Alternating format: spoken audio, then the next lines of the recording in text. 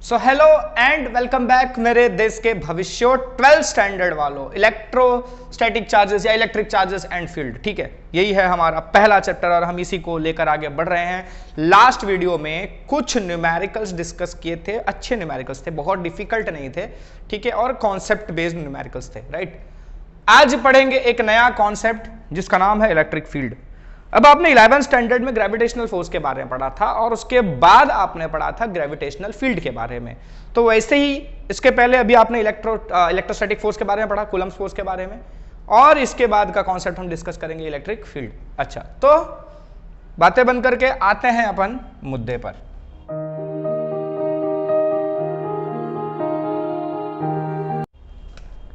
तो मुद्दा अपन का यह है कि देखो, हमने अब तक जितने भी वीडियोस देखे उसमें हमने देखा एक चार्ज है कैपिटल Q और अगर एक चार्ज है स्मॉल q, तो ये दोनों के बीच में कुछ अट्रैक्शन या रिपल्शन होता है, यानी कि फोर्स लगता है। राइट, दोनों लाइक चार्जेस मतलब दोनों पॉजिटिव चार्जेस होंगे या दोनों नेगेटिव होंगे तो रिपल्शन होगा, और कोई एक और को पॉजिटिव और दूसरा वाला नेगेटिव हुआ तो अट्रैक्शन होगा। राइट, यानी कि दोनों के बीच में फोर्स लगता है।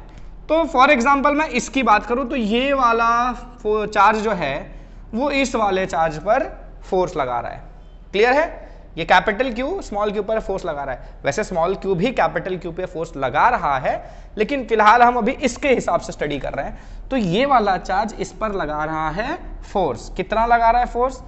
F equals to K times capital Q small q by r square. What is r? r is distance between these two points, जहां पर कैपिटल Q है और स्मॉल q है, इन दोनों के बीच का डिस्टेंस हमारा r है। राइट, लेकिन अगर मैं इसे ही वेक्टर फॉर्म में लिखूं तो हम कुछ इस तरह से लिखते थे r square unit vector r। What is unit vector r? This is a unit vector, ठीक है, showing the position of small q with respect to capital Q। Capital Q के रेस्पेक्ट में स्मॉल q कहां पर located है, इसके position को बताता हुआ ये वेक्टर है। राइट, अच्छा, यूनिट वेक्टर है मतलब उसका पर्टिकुलर डायरेक्शन दे रहा है। तो अगर मैं यहां पर कहीं लगाऊं, ठीक है, यहां पर लगाऊं तो एक और दूसरा यूनिट वेक्टर, यहां कहीं स्मॉल q रखूं तो यहां कोई और यूनिट वेक्टर, यहां रखूं तो कोई और यूनिट वेक्टर। तो इन जनरल हमने r नाम दे दिया, वो हर पॉइंट के लिए सही हो गया। बराबर है, किसी भी पॉइंट के लिए आपको जिस डायरेक्शन में डालना है, जिस डायरेक्शन का फोर्स निकालना है, उस डायरेक्शन का यूनिट वेक्टर वहां पर लगा दो। ठीक है, तो यहाँ पर r हेट है, चलो यहाँ r1 हेट हो सकता है, यहाँ r2 हेट हो सकता है, यहाँ r3 हेट हो सकता है, कुछ भी हो सकता है। राइट, तो इस तरह से हम कुछ लिखते हैं। राइट, ये तो हो गया हमारा ऑलमोस्ट एक तरह का रिवीजन ही। ठीक है, अच्छा, अब अगर जो हमारे जो साइंटिस्ट थे उन्होंने ये सोचा कि यहां से, ठीक है, यहां पर ये कैपिटल Q और स्मॉल q के बीच में फोर्स तो लग रहा था, लेकिन अगर यहां ये स्मॉल q वाला चार्ज नहीं होता, ठीक है, इस जगह पर अगर स्मॉल q चार्ज नहीं होता तो क्या होता? तो फोर्स नहीं लग रहा होता, है ना। फोर्स लगने के लिए दो चार्जेस चाहिए, देख रहे हो आप, दो चार्जेस हैं। राइट, तो अगर ये दूसरा चार्ज नहीं था तो यहां क्या कुछ भी नहीं था? अच्छा, अगर मान लो कि यहां कुछ भी नहीं था, तो अगर कुछ भी नहीं था तो वो स्मॉल q चार्ज यहां आया, वो चार्ज आते ही फोर्स कैसे एक्सपीरियंस करने लग गया? अगर यहां कुछ नहीं था तो उसे फोर्स एक्सपीरियंस नहीं करना चाहिए था। राइट, समझ में आ रहा है क्या कह रहा हूं मैं? ये अभी यहां पर कुछ भी नहीं है, राइट, तो कुछ नहीं हो रहा है, पर आप एक स्मॉल q चार्ज यहां लेकर आ गए तो इन दोनों के बीच में फोर्स लगने लग जाएगा। ठीक है, तो यहां पर पहले जब ये स्मॉल q यहां नहीं था तब यहां ऐसा क्या था कि जिसकी वजह से जैसे ही स्मॉल q चार्ज यहां आता है इन दोनों के बीच में फोर्स लगना स्टार्ट हो जाता है, या बोलो कि वो चार्ज फोर्स एक्सपीरियंस करने लगता है। क्यों होने लगता है ऐसा? तो यहां पर पहले से क्या था?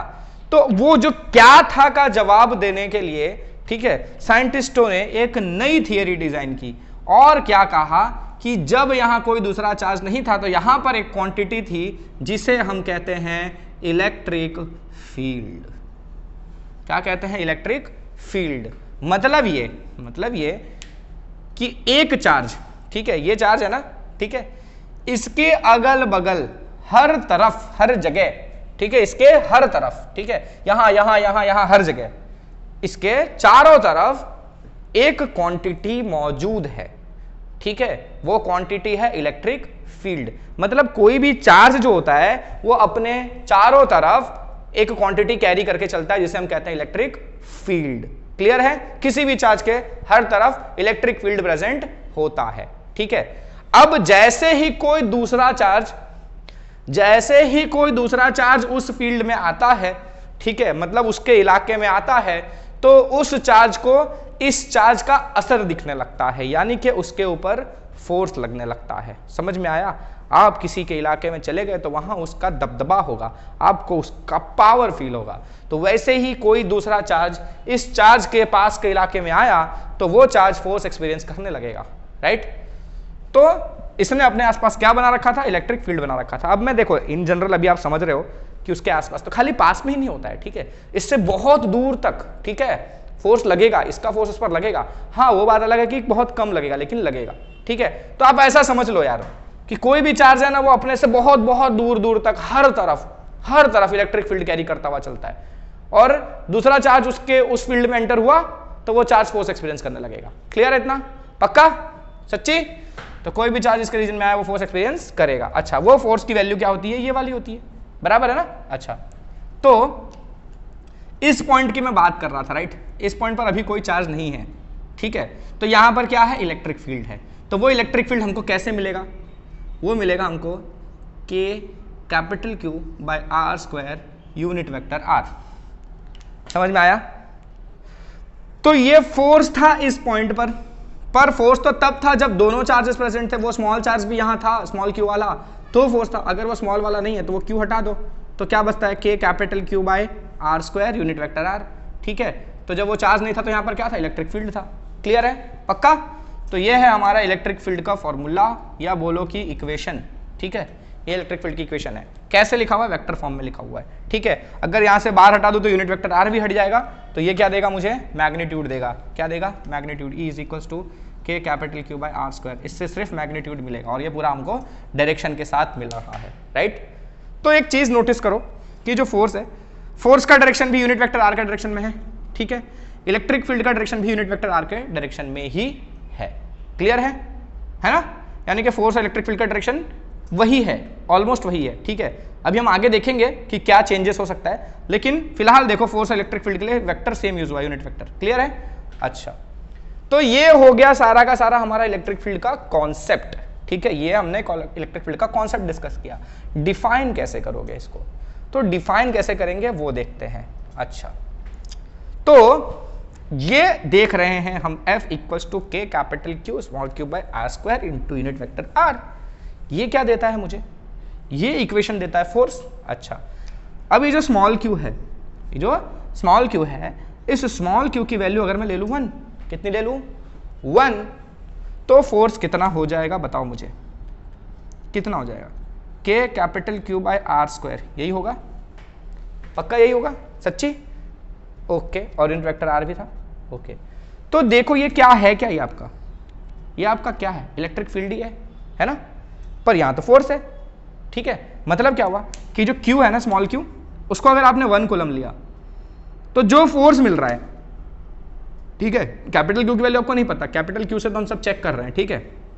आपने स्मॉल q को ले लिया 1, तो अगर स्मॉल q की वैल्यू 1 हो गई तो उस केस में आपको जो फोर्स मिल रहा है वो फोर्स आपका इलेक्ट्रिक फील्ड ही है। समझ में आया? तो इलेक्ट्रिक फील्ड को हम डिफाइन कैसे करते हैं? पता है कैसे डिफाइन करते हैं? तो वो हम यहां लिखेंगे, ठीक है। इसको मिटा देता हूं, यहां भी मिटा देता हूं। तो इलेक्ट्रिक फील्ड का डेफिनेशन है, कैसा चार्ज रखा था आपने? 1 कूलम चार्ज रखा था, यानी यूनिट चार्ज रखा था, राइट। और यहां जो हम दोनों चार्जेस डिस्कस कर रहे हैं, हम पॉजिटिव चार्जेस की ही बात कर रहे हैं। जब हम नॉर्मल स्टडीज करते हैं तो हम पॉजिटिव चार्जेस को लेकर ही स्टडी कर रहे हैं, ठीक है। अच्छा, तो the force experienced by a unit positive charge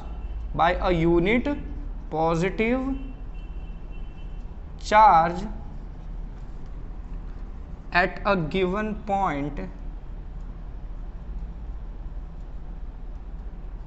near a charge, ऐसे नहीं लिखते यार, ऐसे मजा नहीं आएगा, कंफ्यूजन हो जाएगा बच्चों को।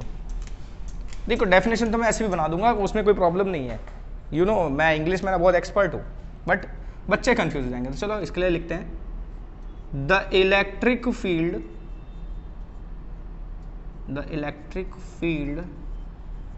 At any point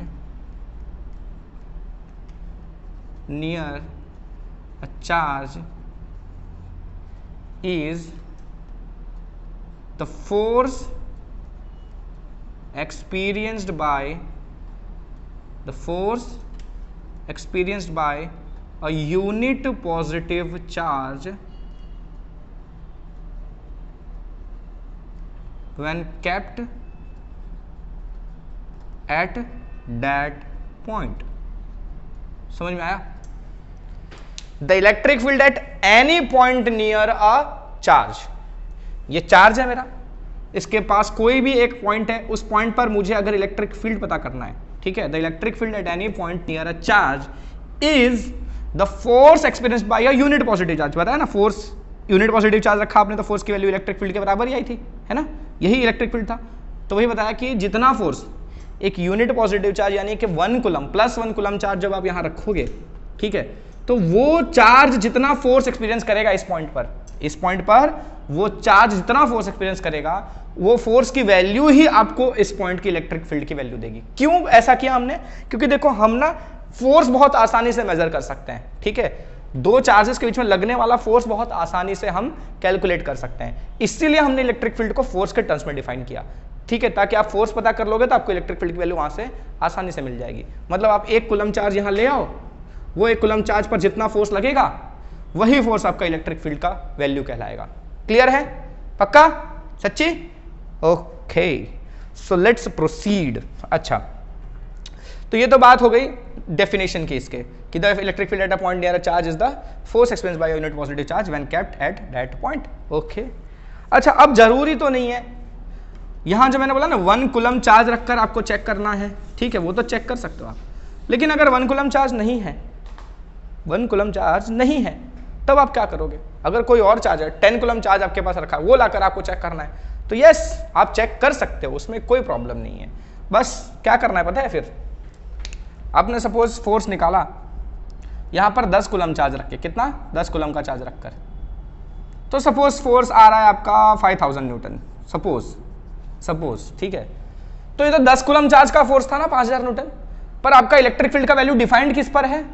1 coulomb charge पर डिफाइंड है, यूनिट पॉजिटिव चार्ज के लिए डिफाइंड है ना, आपने 10 कूलम का निकाला है, तो 1 कूलम का कितना होगा? 10 कूलम का इतना है, तो 1 कूलम का कितना होगा? ये डिवाइड बाय 10, तो कितना आएगा? 500 न्यूटन। तो ये आपका 500 न्यूटन पर कूलम इलेक्ट्रिक फील्ड आ जाएगा, बराबर है। तो ये तो बस समझाने की बात हो गई, ये डेफिनेशन की बात हो गई, ठीक है। अच्छा, it's SI unit is what नहीं पूछ रहा हूं, what, so it's SI unit is Newton पर कूलम। एंड हाउ, एक और यूनिट आगे हम पढ़ेंगे इसकी, लेकिन वो मैं अभी नहीं पढ़ाऊंगा, वो अगले चैप्टर में है, तो मैं अगले चैप्टर में ही पढ़ाऊंगा। अच्छा, तो SI यूनिट न्यूटन पर कूलम कैसे आया वो देखते हैं अपन, ठीक है। अच्छा, तो देखो बच्चों, ध्यान से देखो, F equals to K capital Q small q by R square. अभी तो मतलब यूनिट ही निकाल रहा हूं ना, तो मैं वेक्टर में नहीं जा रहा हूं, मैग्नीट्यूड से भी काम चल जाएगा, राइट, पूरा वेक्टर लिखने की जरूरत नहीं है, ऐसे भी काम हो जाएगा। अगर आपको वेक्टर में लिखना है लिखो भाई, कोई दिक्कत नहीं है। अच्छा, तो F इक्वल्स टू ये था। अच्छा, और इलेक्ट्रिक फील्ड की वैल्यू कितनी थी आपकी? K capital Q, sorry small q तो नहीं था उसमें, K capital Q by R square, ये इलेक्ट्रिक फील्ड की वैल्यू है ना, पक्का, सच्ची?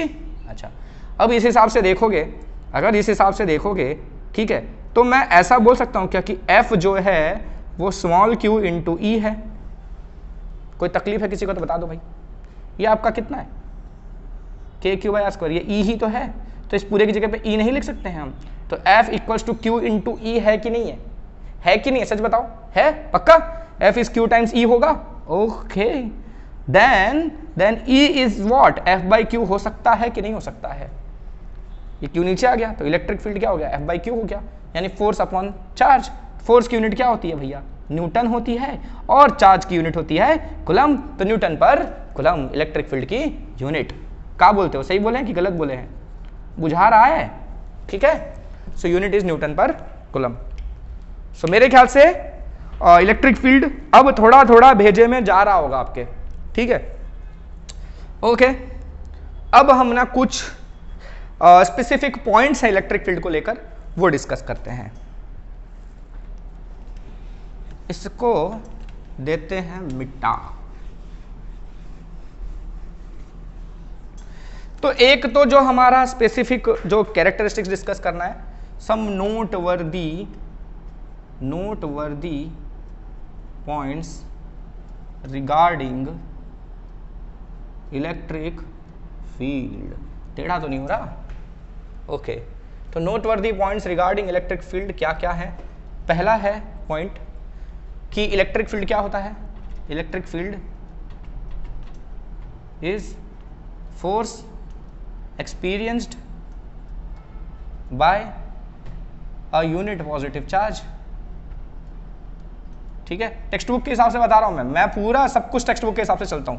ठीक है, कुछ चीजें जो लगता है कि भाई एक्स्ट्रा बताने जैसा है टेक्स्ट बुक से, शायद बच्चा कंफ्यूज हो जाए, उस चीज में मैं थोड़ा सा अलग से करवाता हूँ लाइट बात। अदरवाइज मैं सिर्फ टेक्स्ट बुक फॉलो करके चलता हूँ, क्योंकि बच्चों को ना टेक्स्ट बुक पढ़ने में बहुत प्रॉब्लम होती है, क्योंकि बुक में ना सब ऐसे धीरे धीरे लिखे रहते हैं ना, बच्चों को इंटरेस्ट नहीं आता उतना। बट टेक्स्ट बुक फॉलो करना बहुत जरूरी है एग्जाम पॉइंट ऑफ व्यू से, स्पेशली बोर्ड एग्जाम्स के लिए। ठीक है, तो इसलिए टेक्स्ट बुक के अकॉर्डिंगली मैं टेक्स्ट बुक का ही पॉइंट लिख रहा हूँ। पहला पॉइंट लिखा हुआ था क्या कि इलेक्ट्रिक फील्ड जो है उसकी वैल्यू कितनी होती है एट अ पॉइंट, कितनी होती है जितना एक टेस्ट चार्ज फोर्स एक्सपीरियंस करेगा उस पॉइंट पर, बराबर है। तो electric field is force experience by unit positive charge. ठीक है, अच्छा ये पहला पॉइंट है। अच्छा ये भी लिख लो, चलो, at a point is equals to force experience by unit positive charge at that point. Statement short में लिख रहा हूँ भाई, ठीक है, इसके लिए थोड़ा माफी चाहूंगा। अब एक और जरूरी बात देखो, जब ये चीज चेक की जा रही है, हमने क्या बताया कि इलेक्ट्रिक फील्ड की वैल्यू क्या होती है एक पॉइंट पर, कि उस पॉइंट पर जब आप एक टेस्ट चार्ज लाकर रखते हो, यूनिट पॉजिटिव चार्ज लाकर रखते हो, ठीक है, तो वो जितना फोर्स एक्सपीरियंस करता है that is your electric field. अच्छा, तो जो चार्ज जिसका इलेक्ट्रिक फील्ड आप पता कर रहे हो, ठीक है, जिस चार्ज का इलेक्ट्रिक फील्ड आप फाइंड कर रहे हो, इस चार्ज को हम क्या कहते हैं पता है? Source charge. क्या कहते हैं? Source charge. और जो चार्ज आप ला रहे थे चेक करने के लिए, ठीक है, जो चार्ज आपने यहां लाकर रखा ना इस पॉइंट पर कि आप इसका इलेक्ट्रिक फील्ड चेक कर सको, इस चार्ज को हम क्या कहते हैं? Test charge. क्या कहते हैं? टेस्ट चार्ज, क्योंकि ये टेस्ट के लिए लाया गया हुआ है, ठीक है, इसलिए इसका नाम टेस्ट चार्ज है। और सोर्स चार्ज मतलब यही चार्ज का इलेक्ट्रिक फील्ड आप कैलकुलेट कर रहे हो, मतलब इसका इलेक्ट्रिक फील्ड, इसने जो प्रोड्यूस किया इलेक्ट्रिक फील्ड, तो ये सोर्स है इलेक्ट्रिक फील्ड का, इसलिए इसका नाम सोर्स चार्ज है। क्लियर है? अच्छा, तो इसमें एक चीज ध्यान रखना पड़ता है, the test charge must be negligibly small. मतलब ये क्या है भैया? तो जो तुमको मैं कब से बता रहा हूं ना, 1 coulomb charge 1 coulomb charge 1 coulomb charge, ठीक है, वो तो बस तुमको ना आसानी से समझ में आए, भेजे में घुस जाए, इसलिए बता रहा था। लेकिन एक्चुअली में 1 कूलम चार्ज बहुत बड़ा चार्ज होता है, ठीक है, 1 कूलम चार्ज की वैल्यू ज्यादा होती है। तो यहां पर ना हम 1 कूलम चार्ज नहीं लाते हैं, हम बहुत छोटे वैल्यू का चार्ज लाते हैं। अब बहुत छोटे वैल्यू का, अच्छा आप बोलोगे कि 1 कूलम चार्ज पे तो कैलकुलेशन होता है, अगर दूसरे वैल्यू का चार्ज लाएंगे तो कैसे कैलकुलेट करेंगे? तो मैंने बताया ना कैसे दूसरे वैल्यू का चार्ज आएगा तो कैसे कैलकुलेट होगा, जो फोर्स लग रहा है फोर्स डिवाइड बाय वो चार्ज, तो आपको यूनिट पॉजिटिव चार्ज की वैल्यू मिल जाएगी। क्लियर है? अच्छा, तो बात करते हैं कि ये स्मॉल क्यों लेना है, बहुत स्मॉल वैल्यू का क्यों लेना है, क्यों बताता हूं। देखो, अब यहां पर एक चार्ज है, आप जैसे ही ये टेस्ट चार्ज यहां लाते हो तो ये टेस्ट चार्ज इसका फोर्स एक्सपीरियंस करेगा, राइट? अच्छा, अब आपको पता है as per Newton third law of motion, जितना फोर्स ये इस पर लगाएगा उतना ही फोर्स ये भी इस पर लगाएगा, तो ये वाला चार्ज भी तो फोर्स एक्सपीरियंस करेगा, राइट? और अगर ये चार्ज इसका फोर्स एक्सपीरियंस करेगा, ठीक है, और अगर ये फोर्स ज्यादा हुआ, इस फोर्स की वैल्यू ज्यादा हुई, तो ये चार्ज हो सकता है मूव करे, अपनी जगह से जगह चेंज कर दे, बराबर है? तो ऐसा ना हो, ठीक है, क्योंकि मुझे अगर इसकी पोजीशन चेंज होने लग जाएगी तो मैं इस पॉइंट का इलेक्ट्रिक फील्ड किसके रेस्पेक्ट में निकालूंगा? इसके रेस्पेक्ट में, इसके रेस्पेक्ट में, इसके रेस्पेक्ट में। मैं चाहता हूं कि इसकी पोजीशन फिक्स रहे ताकि इसके रेस्पेक्ट में इसका यहां का इलेक्ट्रिक फील्ड मिल जाए, इस पॉइंट के रेस्पेक्ट में यहां का इलेक्ट्रिक फील्ड मिल जाए, इसलिए मैं नहीं चाहता कि ये इधर उधर डांस करे, बराबर है? तो ये यहीं का यहीं रहे, तो इसको डिस्टर्बेंस ना हो, इसके लिए एक ही कंडीशन है कि ये जो चार्ज आप ले आओगे वो बहुत स्मॉल वैल्यू का लाओ, ताकि बीच में जो फोर्स लगेगा वो ना के बराबर लगेगा। फोर्स तो लगेगा ही लेकिन बहुत कम लगेगा, और बहुत कम लगेगा तो इसका कोई मूवमेंट, मतलब इसको कोई डिस्टर्बेंस नहीं होगा, सोर्स चार्ज को कोई डिस्टर्बेंस ना हो, इसलिए हम टेस्ट चार्ज को बहुत ही स्मॉल वैल्यू का लेते हैं। तो यहां रीजन लिख दो, to avoid disturbance for source charge. Clear है? ओके, तो ये बात हो गई पहले पॉइंट की। अच्छा, इसमें एक चीज और, अब हम बात करते हैं सेकंड पॉइंट की। तो सेकंड पॉइंट ये कहता है, कि ये जो इलेक्ट्रिक फील्ड की वैल्यू है, ठीक है, ये इस चार्ज के इंडिपेंडेंट है, ठीक है, E field is independent of test charge. इसका क्या मतलब है वे? Means F by Q is independent.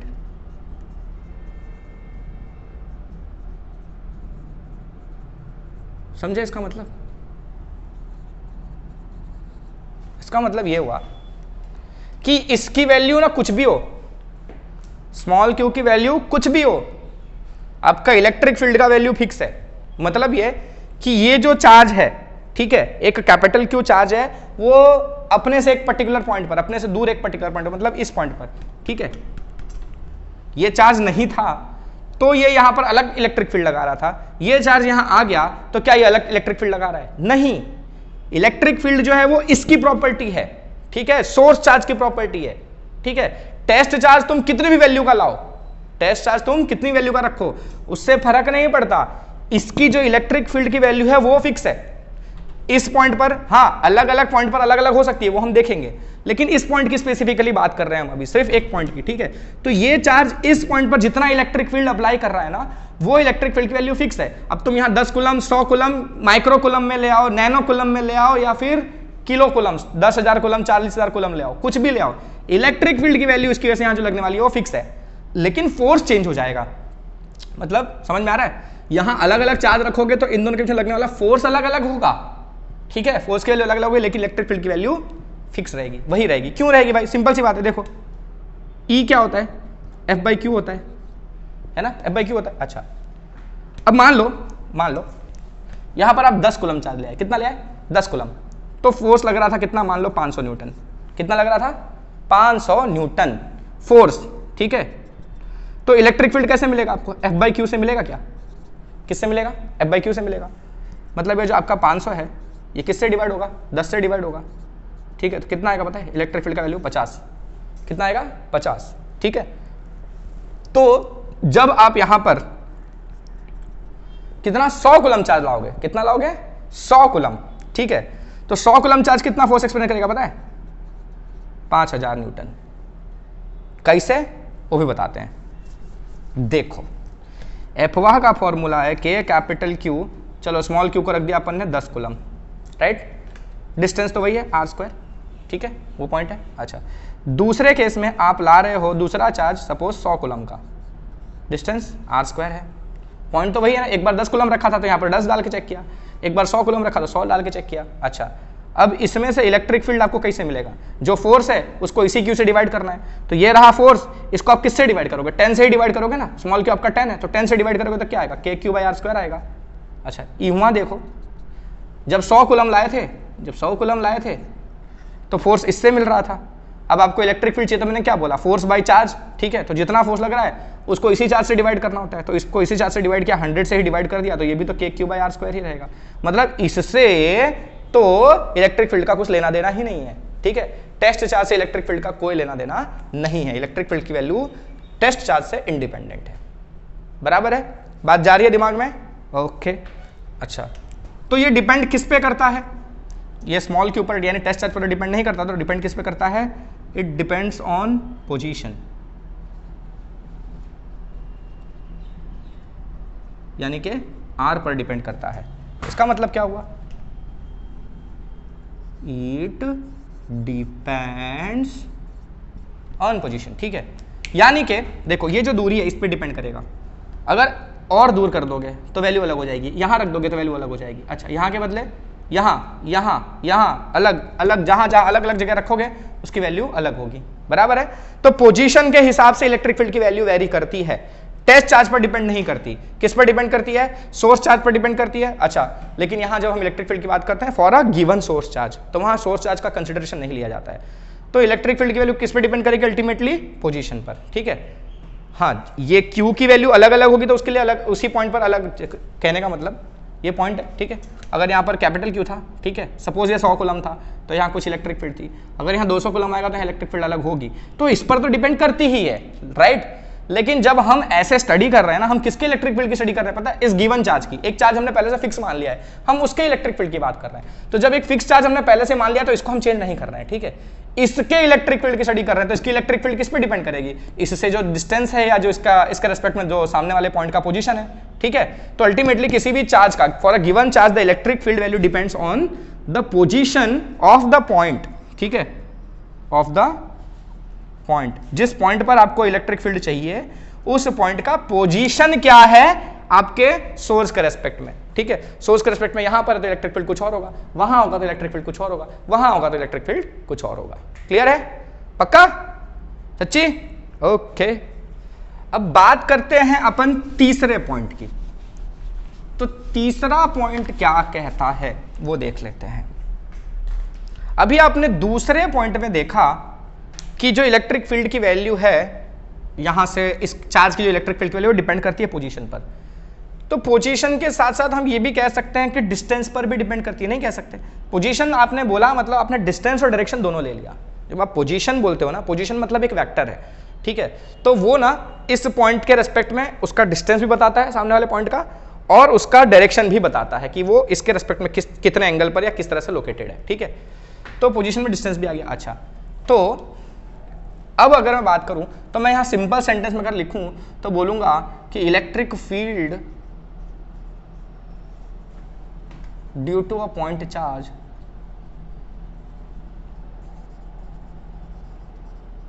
Has spherical symmetry. क्या मतलब इसका? वो समझाते हैं। देखो, इसको थोड़ा बीच में लिखता हूं, वही सेम चीज है, कैपिटल क्यू।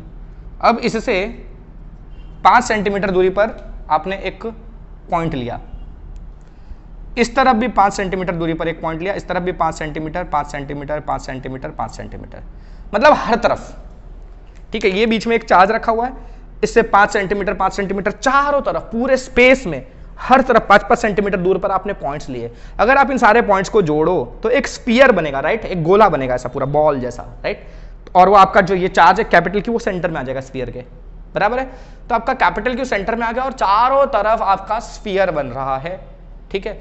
तो इन सारे पॉइंट्स पर, ठीक है, स्फीयर पर जितने भी पॉइंट्स लाई करेंगे उन सारे पॉइंट्स पर इलेक्ट्रिक फील्ड की वैल्यू सेम होगी। नहीं सेम होगी? कैसे सेम होगी? देखो, E is equal to what? KQ/R², magnitude की बात कर रहा हूं मैं, ठीक है? तो ये कैपिटल क्यू, ठीक है? और R, ये R है ना, मैंने क्या बताया? सेंटर से R सब 5, यानी R की वैल्यू सबके लिए सेम है, ठीक है? ये Q इसी का यही वैल्यू है, राइट? और वो जो चार्जेस हैं तुम्हारे उनसे तो लेना देना ही नहीं है, हम खाली पॉइंट्स की बात कर रहे हैं, कोई चार्जेस की बात मत करो, खाली पॉइंट्स की बात करो। ये सारे पॉइंट्स हैं, यहाँ से सेम डिस्टेंस पर है, यानी कि R की वैल्यू सबके लिए सेम है, सारे पॉइंट्स के लिए R की वैल्यू सेम है। तो KQ/R सब सेम ही है, तो हर चाहिए हर पॉइंट पर इलेक्ट्रिक फील्ड का मैग्नीट्यूड कैसा होगा? सेम होगा, बराबर है? बराबर है? क्या कह रहा हूं, पता चल रहा है? तो इलेक्ट्रिक फील्ड का मैग्नीट्यूड हर पॉइंट पर सेम है। तो इसीलिए हम कहते हैं कि इलेक्ट्रिक फील्ड की जो मतलब इलेक्ट्रिक फील्ड जो है ना, वो स्फेरिकल सिमेट्री पजेस करता है फॉर अ पॉइंट चार्ज। ये पॉइंट चार्ज के लिए, ये पॉइंट चार्ज है छोटा सा, ठीक है? तो ये एक स्फेरिकल सिमेट्री पजेस करता है, मतलब इसके अगल बगल आप एक स्फीयर इमेजिन करो तो उस स्फीयर के हर पॉइंट पर इलेक्ट्रिक फील्ड की वैल्यू सेम होगी, बराबर है? पक्का? ओके, सो ये पॉइंट हो गया हमारा। अब इसके बाद अगर मैं बात करूं, अपना ऐसे से जो भी मैं ये डायग्राम्स बना रहा हूं ऐसे समझने के लिए, वो यहाँ पर अपने बना लेना अपने नोटबुक में, नोट्स में, तो क्या आपको नेक्स्ट टाइम समझने में आसानी होगी, क्योंकि ये कई दिन बाद हो सकता है कि आप भूल जाओ। और ये समझना क्यों जरूरी है पता है? थोड़ा सा, क्योंकि कुछ कॉन्सेप्ट्स वाले क्वेश्चंस आते हैं बीच में से, ठीक है? तो वो कुछ 3-4 मार्क्स के होंगे, तो वहाँ ना यहाँ से उठा के पूछा जाता है। और जब नॉर्मली क्या होता है ना, जब आप फाइनल एग्जाम्स की प्रिपरेशन कर रहे होते हो तो आप एकदम फ्लो में होते हो। जब आप फ्लो में होते हो, न्यूमेरिकल्स और जो इंपॉर्टेंट कुछ थियरीज हैं, जो बड़ी थियरीज हैं, आपका ध्यान वहाँ जाता है। तो ये कुछ चीज़ें ऐसी हैं जो छूट जाती हैं, तो ये चीज़ मिस ना हो, ठीक है? और क्या है कि अभी तो नॉर्मली अभी तो आप इसको ज़्यादा प्रिपेयर करोगे भी नहीं, हो सकता है लास्ट में आप थोड़ा ध्यान दो। जब बाद में आप ध्यान दोगे ना, तो कुछ दिन के बाद क्या भूल जाते हैं हम चीज़ें। तो ऐसे तरह का डायग्राम अगर बनाया रहेगा ना, तो आपको देख के तुरंत याद आएगा कि हाँ, हमने कुछ ऐसा समझा था, बराबर है? ओके, अच्छा, अब बात कर लेते हैं अपन चौथे पॉइंट की। तो चौथा पॉइंट ये कहता है, for a positive charge the electric field